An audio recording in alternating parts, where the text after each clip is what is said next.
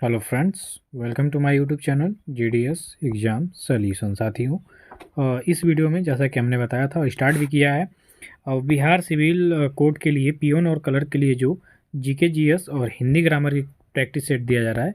आज हम set number 3 को कवर करेंगे। इसमें मिलेंगे आपको 25 स्टैटिक जीके क्वेश्चन और 25 हिंदी ग्रामर के क्वेश्चन, जो काफ़ी ज़्यादा इंपॉर्टेंट और सिलेक्टेड होंगे। तो चलिए वीडियो के लास्ट तक बने रहिएगा। स्टार्ट करेंगे फर्स्ट क्वेश्चन से। विश्व का सबसे पुराना पठार कौन सा है? तो साथियों, यहाँ पे देखेंगे तो विश्व का सबसे पुराना पठार हो जाएगा आपका दक्कन का पठार। ऑप्शन नंबर यहाँ पे आपका डी सही हो जाएगा। अगर जो आपको इस तरीके से हिंदी और इंग्लिश वर्जन में क्वेश्चन चाहिए तो आप कमेंट करिएगा, ठीक है।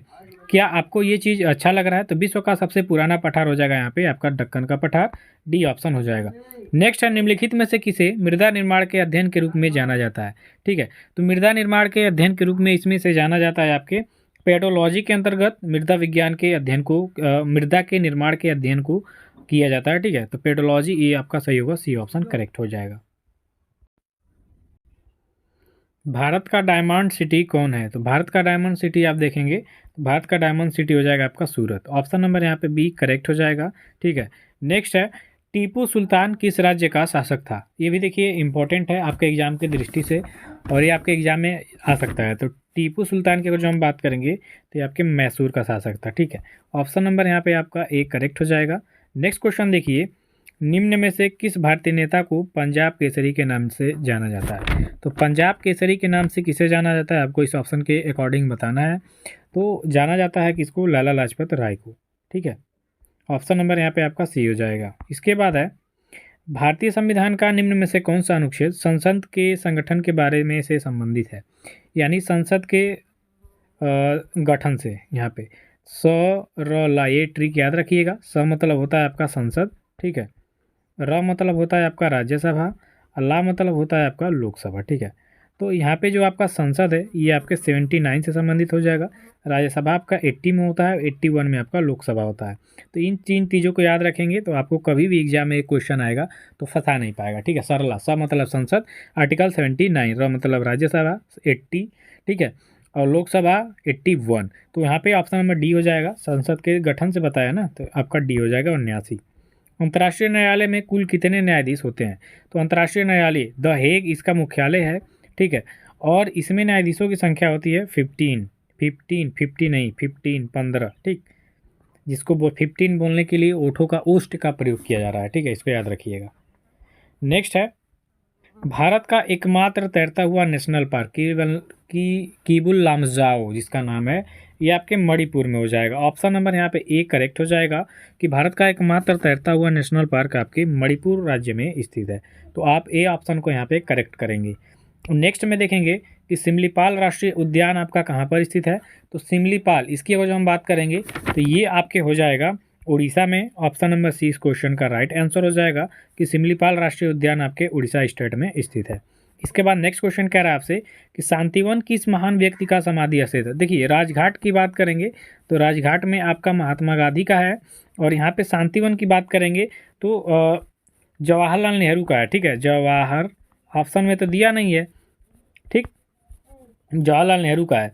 और इसमें अगर जो देखेंगे तो जो संजय गांधी हैं इनका भी अंतिम संस्कार यहीं पे किया गया था। जवाहरलाल नेहरू का जो शांतिवन है यहीं पे, तो यहाँ पे आप कर सकते हैं, नहीं तो अन्यथा यहाँ पे जवाहरलाल नेहरू होना चाहिए था, ठीक है। शांतिवन इन्हीं की समाधि स्थल है। तो यहाँ पे ऑप्शन नंबर बी को भी कर सकते हैं क्योंकि संजय गांधी को भी यहीं पे अंतिम संस्कार करके इनके अस्थियों को रखा गया, तो ये आपका हो जाएगा बी।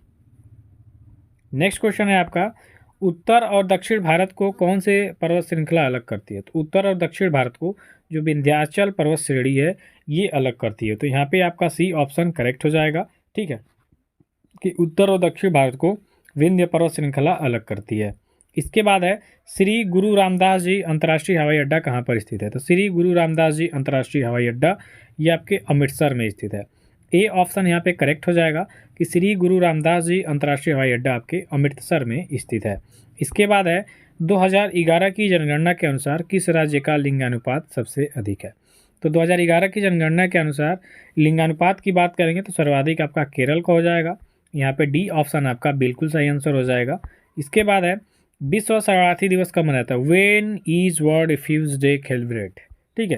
तो विश्व शरणार्थी दिवस मनाया जाता है आपका 20 जून को। ऑप्शन नंबर यहाँ पे 20 जून हो जाएगा, डी आंसर राइट होगा। नेक्स्ट है, जिंदुआ निम्न में से किस राज्य का लोकगीत है? जिंदुआ is a folk song of which of the following states? तो तेंदुआ की बात करेंगे तो तेंदुआ हो जाएगा आपके पंजाब का। ऑप्शन नंबर ए इसका राइट आंसर हो जाएगा। इसके बाद है, उत्तर प्रदेश का एक प्रसिद्ध लोकगीत है, a famous folk song of Uttar Pradesh is. तो उत्तर प्रदेश का जो प्रसिद्ध हो जाएगा इसमें कजरी, ठीक है, कजरी। ऑप्शन नंबर यहाँ पे आपका बी हो जाएगा। इसके बाद है, दक्षिणेश्वर मंदिर किस नदी के तट पर स्थित है? Dakshineswar temple is situated on the bank of which river? Dakshineswar मंदिर किस नदी के तट पर स्थित है? तो ये हो जाएगा आपके हुगली नदी पे। ऑप्शन नंबर सी इस क्वेश्चन का राइट आंसर हो जाएगा। नेक्स्ट है, तीस्ता नदी कहाँ से निकलती है? Where does Teesta river originate from? तो तीस्ता नदी की बात करेंगे तो ये चोलामू झील से निकलती है, ठीक है, सिक्किम के चोलामू झील से। डी हो जाएगा इसका। धुआंधार जलप्रपात किस नदी द्वारा निर्मित है? धुआंधार जलप्रपात की बात करेंगे तो ये आपके नर्मदा नदी के द्वारा ऊपर निर्मित है।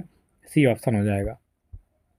केरल में कितने अंतर्राष्ट्रीय हवाई अड्डे हैं? How many international airport are located in Kerala? तो केरला की बात करेंगे तो यहाँ पे 4 अंतर्राष्ट्रीय हवाई अड्डे हैं। बी ऑप्शन हो जाएगा यहाँ पे। आपका नेक्स्ट क्वेश्चन का हो जाएगा, पवनों का देश किसे कहा जाता है? तो जैसे called the country of winds. पवनों का देश तो डेनमार्क को कहा जाता है, ठीक है। यहाँ पे पवन चक्की ज़्यादा है देखने को मिलेंगी, तो ये ऑप्शन करेंगे। लक्षु महाराज किस वाद्य यंत्र से संबंधित हैं? Lachhu Maharaj related to which musical instruments? ठीक है, तो ये आपके तबला के प्रमुख वादक हैं। ऑप्शन नंबर बी हो जाएगा इस क्वेश्चन का राइट आंसर। इसके बाद है, तवा बांध किस राज्य में स्थित है? तो तवा बांध की बात करेंगे तो आपके मध्य प्रदेश में है। यहाँ पे डी ऑप्शन करेक्ट हो जाएगा। नेक्स्ट है, इंडियन इंस्टीट्यूट ऑफ पेट्रोलियम किस शहर में स्थित हो जाएगा? तो इंडियन इंस्टीट्यूट ऑफ पेट्रोलियम ये आपके उत्तराखंड के देहरादून शहर में स्थित है। यहाँ पे आपका डी ऑप्शन करेक्ट होगा। नेक्स्ट है, कांच की चूड़ियों के लिए कौन सा शहर प्रसिद्ध है? तो कांच की चूड़ियों के लिए उत्तर प्रदेश का जो फिरोजाबाद है ये प्रसिद्ध है। ऑप्शन नंबर डी हो जाएगा यहाँ पे। अब सामान्य हिंदी से आपके क्वेश्चंस देखने हैं। तो सामान्य हिंदी का जो क्वेश्चन है ये काफ़ी ज़्यादा इम्पोर्टेंट है, ठीक है। तो सबसे पहले हम लोग यहाँ पे देखेंगे कि मरियल शब्द में कौन सा प्रत्यय लगा हुआ है। तो मरियल शब्द में देखेंगे तो इसमें प्रत्यय हो जाएगा ईयल, मरियल, ठीक है। देखिए यहाँ पे मरियल लिखा है, मरियल में ई यल, ठीक है, छोटी ई है और यल है, तो मरियल में प्रत्यय हो जाएगा आपका ईयल। ए ऑप्शन करेक्ट होगा इसका। नेक्स्ट है, पराजय शब्द में कौन सा उपसर्ग लगा है? तो यहाँ पे पराजय में उपसर्ग, उपसर्ग मतलब जो पहले आता है, ठीक है, प्रत्यय मतलब बाद में, तो ये आपका परा हो जाएगा यहाँ पे, ठीक है। पराजय में परा उपसर्ग है। नेक्स्ट है, निम्नलिखित में से कौन सा शब्द देशज है? देशज की बात करेंगे यानी देसी, तो इसमें से देशज आपको बताना होगा तो आप बताएंगे धड़ाम, ठीक है, ये आपका देशज है। सी ऑप्शन करेक्ट हो जाएगा। अगला क्वेश्चन है कि अखरोट शब्द किस विदेशी भाषा से आया है? अखरोट, तो अखरोट तो जैसे लगता ही है कि ये अलग है, तो ये पश्तो से आया है, ठीक है, पश्तो, ये अफगानी साइड होते हैं पश्तो वाले, तो डी ऑप्शन हो जाएगा। नेक्स्ट है, नेक्स्ट हो जाएगा आपका, दूध शब्द किस प्रकार की संज्ञा है? तो दूध शब्द यहाँ पे बताना है, तो दूध शब्द हो जाएगा आपका द्रव्यवाचक। क्यों? क्योंकि दूध क्या है? एक मटेरियल है। क्या है? मटेरियल, मटेरियल नाउन, तो द्रव्यवाचक हो जाएगा। ऑप्शन नंबर सी हो जाएगा इसका। नेक्स्ट है, हिमालय किस प्रकार की संज्ञा है? तो हिमालय किस प्रकार की संज्ञा हो जाएगी? तो हिमालय हो जाएगा आपका व्यक्तिवाचक, ठीक है। हिमालय क्या हो जाएगा आपका? व्यक्तिवाचक। यहाँ पे आपका बी ऑप्शन करेक्ट हो जाएगा, ठीक है, हिमालय व्यक्तिवाचक है। नेक्स्ट है, कमल का स्त्रीलिंग बताएंगे। तो कमल का स्त्रीलिंग बताना है आपको, तो कमल का स्त्रीलिंग मतलब कमलिनी, ठीक है। ये वाला वर्तनी की दृष्टि से सही नहीं है, और वर्तनी की दृष्टि से आप देखेंगे तो कमलिनी, कमलिनी, ठीक है, सॉरी, कमलिनी ये ऐसे रहेगा, ठीक है। चलिए नेक्स्ट है, निम्न में कौन सा शब्द स्त्रीलिंग है? तो स्त्रीलिंग की बात करेंगे तो स्त्रीलिंग आपका हो जाएगा सभा। इसमें सभा जो है ये क्या है आपका? स्त्रीलिंग है। ऑप्शन नंबर ए इसका राइट आंसर हो जाएगा। इसके बाद है, मैं अपने आप काम कर लूँगा, वाक्य में रेखांकित सर्वनाम शब्द का भेद क्या होगा? तो मैं अपने आप काम कर लूँगा, इसमें आप पूछ रहा है, ये रेखांकित है, तो ये जो आप है ये सर्वनाम शब्द का भेद है किस, ठीक है, भेद क्या होगा? तो आपकी बात करेंगे तो हो जाएगा निजवाचक सर्वनाम। ऑप्शन नंबर सी इस क्वेश्चन का राइट आंसर हो जाएगा। नेक्स्ट है, निम्नलिखित में से कौन पुरुषवाचक सर्वनाम है? तो पुरुषवाचक सर्वनाम यहाँ पे आपको बताना है तो हो जाएगा तू। ऑप्शन नंबर डी इस क्वेश्चन का राइट आंसर हो जाएगा। नेक्स्ट है, निम्न में विशेषण शब्द है, तो निम्न में विशेषण शब्द की बात करेंगे तो उचित हो जाएगा यहाँ पे ऑप्शन नंबर बी हो जाएगा। ठीक है, चलिए,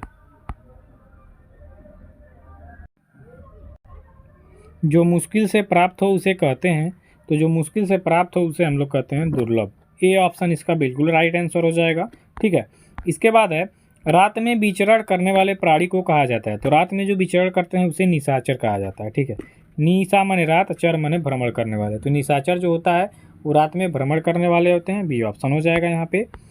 अगला है, जो देने योग्य है के लिए एक शब्द हो जाएगा, तो जो देने योग्य है इसके लिए दे एक शब्द हो जाएगा। ऑप्शन नंबर सी हो जाएगा। ठीक है, नेक्स्ट है, आँख खुलना मुहावरे का सही अर्थ है, तो आँख खुलना मुहावरे का सही अर्थ हो जाएगा ज्ञान होना। नहीं कहते हैं लोग मेरी आँख खुल गई है, यानी मुझे अब ज्ञान हो गया है, तो यहाँ पे आपका ए ऑप्शन करेक्ट हो जाएगा। ठीक है, चलिए, नेक्स्ट है, घाट घाट का पानी पीना, लोकोक्ति का उपयुक्त अर्थ बताना है, तो घाट घाट का पानी पीना अर्थात अनेक क्षेत्रों का अनुभव होना। सी ऑप्शन यहाँ पे आपका करेक्ट हो जाएगा। नेक्स्ट है, छछूंदर के सिर पर चमेली का तेल, इसका अर्थ आपको बताना है। ऐसे क्वेश्चन आपके एग्जाम में देखने को मिलेंगे, तो इसका हो जाएगा अयोग्य व्यक्ति को अच्छी चीज़ दे देना, यहाँ पे बी ऑप्शन हो जाएगा आपका।